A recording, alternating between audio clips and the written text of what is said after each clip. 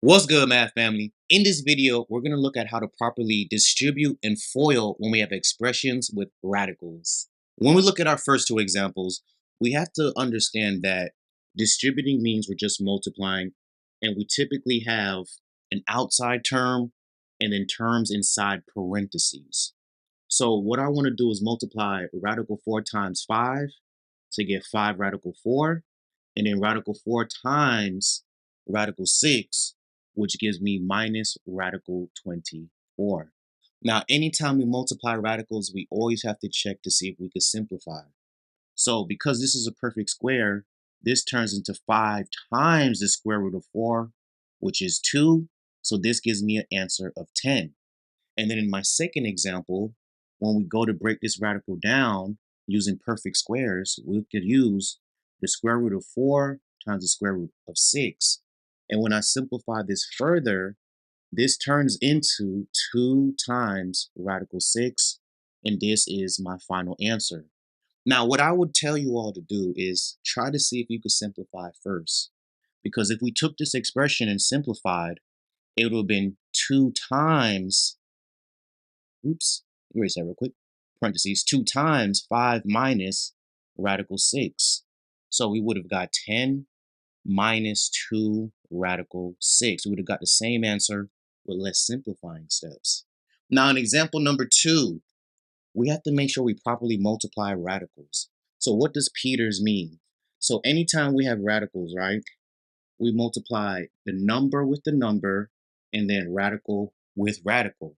So right here, there's no number in front of radical 3. Let's just say it's 1. So 2 times 1 gives me 2.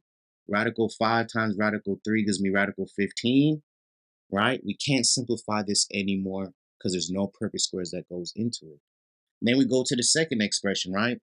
2 times radical 5 multiplied by 3 radical 8.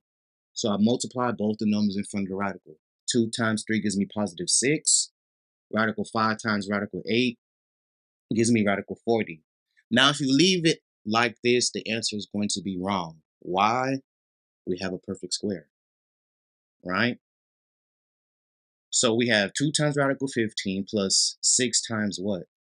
A perfect square that goes into 40 is 4. So we have the square root of 4 times the square root of 10, right?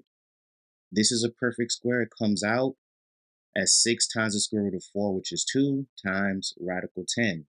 Our first expression, it stays the same because we cannot simplify. So when I go one more step, I have 2 radical 15 plus 12 radical 10.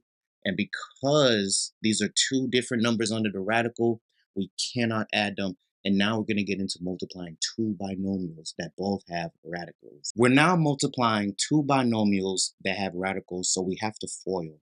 And that FOIL acronym just reminds us how to multiply properly. So the F stands for first. So when we look at both parentheses, we multiply the first two terms inside the parentheses together. So 2 radical 5 and 3 radical 5.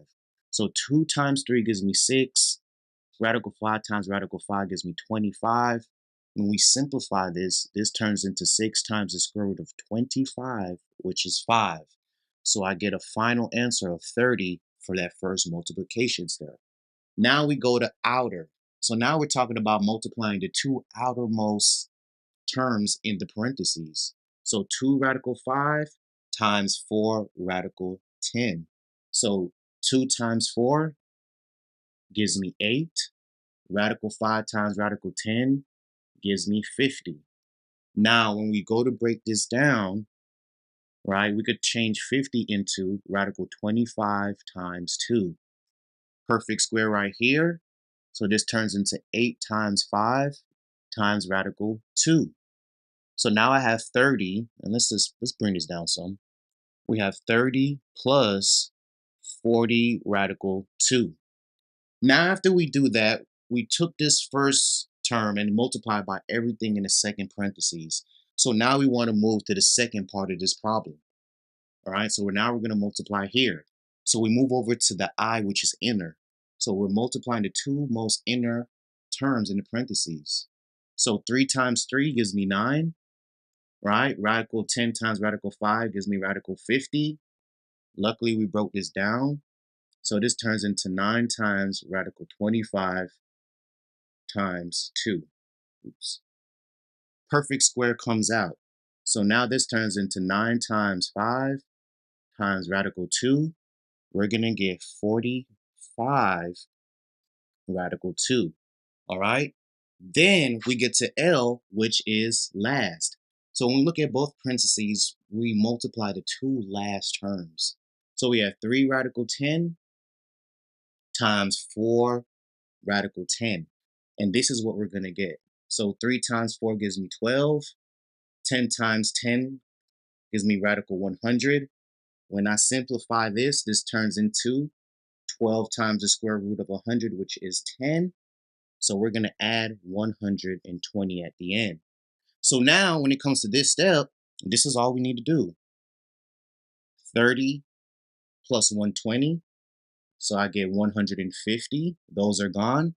And because both of these have the same number under the radical, I can now add 40 and 45 to get 150 plus 85 radical 2. And this would be our correct answer. But we're now going to look at one more example and some quick tips on how to multiply even faster when we have radicals with binomials. Moving into the last problem of this video, and if you found this video helpful, we're going to ask that you smash the like button or comment down below for us. We're talking about the difference of squares with radicals. So this is when we have the same binomial expression, but the signs are just the opposite. And all we need to do is multiply the first term and the first two terms and the last two terms to get our answer. And I'm going to show you why. So when we take radical 3 and multiply it by radical 3, this is just radical 9, which is equal to 3. So that's one shortcut. Multiply the same radical, it's just a number without the radical. So now we have 3. Radical 3 times negative 2 is minus 2 radical 3.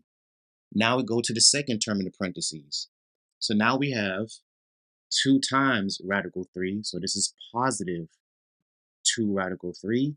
And then when we multiply 2 and negative 2, we get minus 4. So now if you look right here, these are the same two terms. One's negative, one's positive. So they cancel out, and we're left with 3 minus 4, which is a final answer of negative 1. So please understand the difference of squares. The conjugate is another word you'll see when we have binomial expressions. Please understand this. So in a perfect world, if we went straight to our answer and we wanted to solve, all I would need to do is say, hey, radical 3 times radical 3 just gives me 3. 2 times negative 2 gives me negative 4. When I combine, I get negative 1 as an answer, and we don't have to do all that extra multiplying. So we really hope that this video on how to distribute and FOIL radical expressions and binomials was helpful for you, math family. If it was, smash the like button for us, subscribe to our channel, and leave comments down below for future videos you want to see on our channel, or if you had questions on today's video. Thank you guys for watching.